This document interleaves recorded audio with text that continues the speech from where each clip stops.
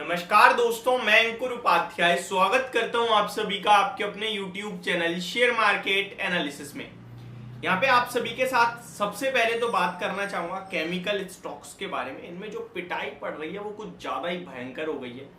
Retail investors का अब इन stocks को अपने पास रख पाना मुश्किल हो रहा है। एक तो बाजार ऊंचाइयां दिखा रहा है, आपके शेयर नीचे ही जाते जा रहे हैं। ऑलमोस्ट 50% तक कुछ शेयर्स टूटे हुए हैं, चाहे वो दीपक नाइट्राइट हो, आरती इंडस्ट्रीज हो, लक्ष्मी केमिकल हो। क्यों गिर रहे हैं ये शेयर, कब तक और गिरेंगे और आपको क्या करना चाहिए। अमेरिका के बाजार का अपडेट आपके साथ शेयर करना चाहूंगा कि कैसे ट्रेड कर रहे हैं। वेदांता फॉक्सकॉन की डील कैंसिल हो गई है सेमीकंडक्टर चिप के लिए, जो इन्होंने ज्वाइंट वेंचर किया था। वहां पे फॉक्सकॉन ने कहा है कि हम ये ज्वाइंट वेंचर कंटिन्यू नहीं कर रहे हैं और हम पीछे हट रहे हैं, बैक हो रहे हैं, और मतलब डील कैंसिल हो गई है। इससे कितना इंपैक्ट पड़ेगा वेदांता पे। रिलायंस खबरों में है, 4% आज भागा है क्योंकि डीमर्जर हो रहा है, तो वो कैसे आपको उसमें पोजीशन बनानी चाहिए, ये सारी चीजें कवर करते हैं। शुरू करते हैं सबसे पहले अमेरिका के बाजार का अपडेट।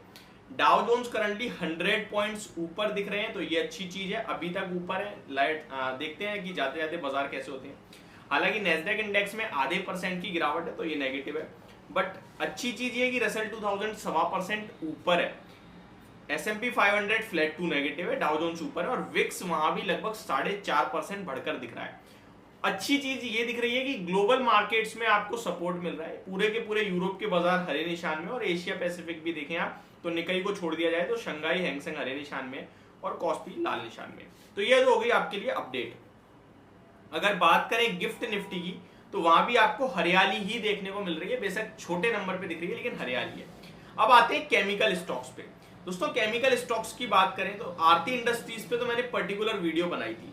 अब ये एक आपको चीज बताने की कोशिश कर रहा है। देखिए, आपको लॉस हो रहा है वो एक फैक्ट है, आप उस लॉस को देख के पोजीशन कट कर रहे हैं, ये गलत है।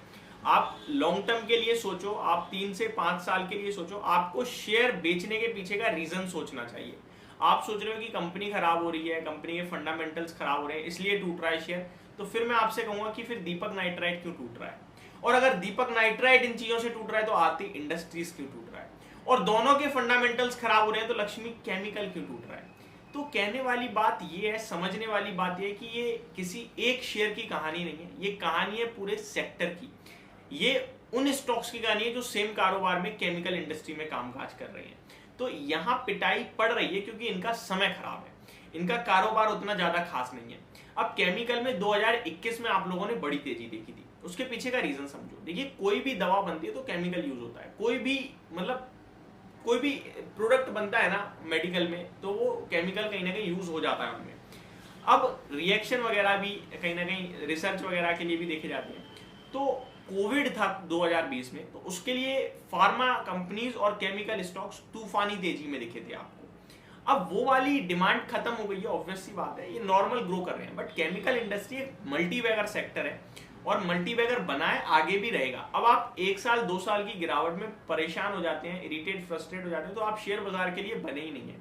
शेयर बाजार में तो आपको बस समय देना है, पैसा अपने आप आता है, समय दीजिए आप। अगर समय दोगे तो बहुत अच्छा रहेगा। आज से 1 साल पहले या 8 महीने पीछे जाऊं तो 15,300 पे था बाजार, और लोग कह रहे थे यार ये तो टूटेगा अभी, रशिया यूक्रेन हो रहा है, बहुत कुछ हो रहा है, रिसेशन की बात, सब खराब था। लेकिन दोबारा आपने 19,500 देखा ना, लाइफाई देखा। तो ये भी जो अभी समय, आप चाहे वो आरती इंडस्ट्रीज का 450 का भाव हो, चाहे वो दीपक नाइट्राइट का 1900 1950 का भाव हो, चाहे वो लक्ष्मी केमिकल का 200-250 का भाव हो, ये सारे बदलेंगे, ये समय के साथ बदलेंगे, बस समय दीजिए आप।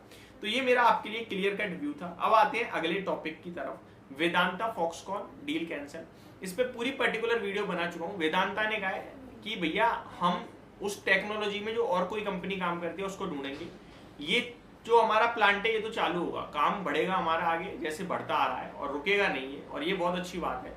सरकार की तरफ से भी बयान आया है कि ये इम्पैक्ट नहीं करने वाला कुछ हमारे सेमीकंडक्टर को, मैन्युफैक्चरिंग को।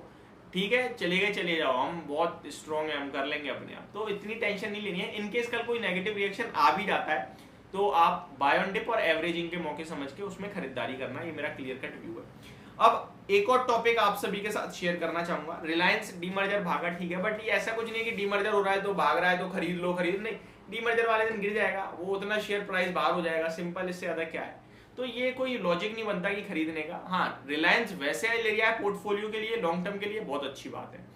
अब आपके साथ बात करना चाहूंगा परसों यानी वेंसडे को 12 तारीख को आपके लिए बहुत बड़ा दिन है। सीपीआई का इन्फ्लेशन, भारत का इन्फ्लेशन, टीसीएस के रिजल्ट, एचसीएल टेक के रिजल्ट, और इन सबसे ज्यादा इंपॉर्टेंट होगा थर्सडे, क्योंकि उस दिन इन सारी चीजों पे रिएक्शन आएगा।